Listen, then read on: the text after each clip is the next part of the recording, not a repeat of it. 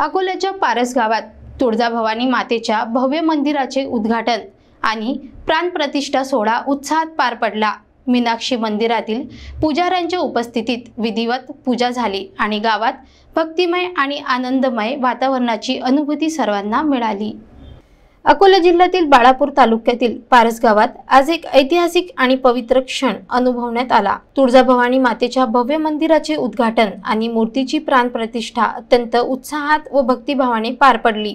गावात दिवाळीसारखा आनंद, उत्सवाचे वातावरण आणि भक्तीचा झंकार पाहायला मिळाला। या सोहळ्याच्या निमित्ताने गावात ढोलताशांचा गजर, घोड्यांची मिरवणूक, जय भवानीच्या गजरांनी आसमंत दुमदुमला।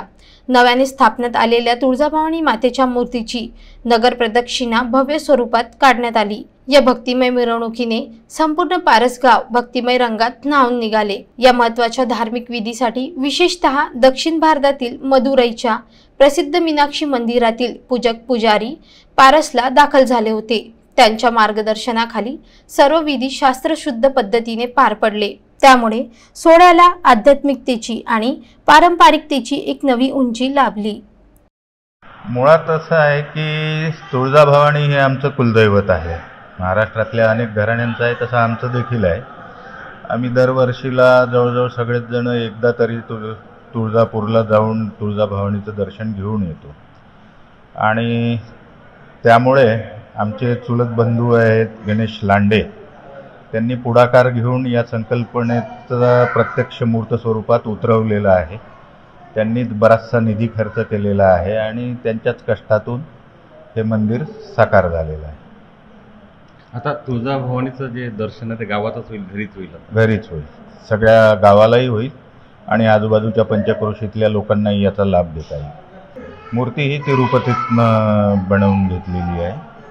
औष्णिक विद्युत प्रकल्पामुळे ओळखले जाणारे पारसगाव आज धार्मिक व सांस्कृतिक तेजाने उजळून निघाले। गावकऱ्यांनी एकत्र येत हा सोहळा यशस्वी केला आणि आपल्या श्रद्धेचे दर्शन घडवले। हा सोहळा फक्त धार्मिक नाही तर गावाच्या एकजुटीचे आणि समर्पणाचे प्रतीक ठरला। पारस गावाने आज नव्या इतिहासाची नोंद केली आहे। देवीला साकडं हेच आहे की सर्व गावाची सुखसुविधा आणि लोकांची समृद्धी अशीच राहू दे आणि आमच्या मंदिराला अशीच प्रगती मिळू दे आणि सर्व गावकऱ्यांना सुखी व समाधानी राहू दे। 3 दिवस सोहळा कसा असेल? 3 दिवस सोहळा अतिशय उत्कृष्ट आणि गावचा फुल प्रतिसाद आहे। 3 दिवस सोहळ्याचा निमित्त म्हणजे 3 दिवस सोहळा हा भरपूर म्हणजे लोकांचा प्रतिसाद एकदम भरपूर आहे।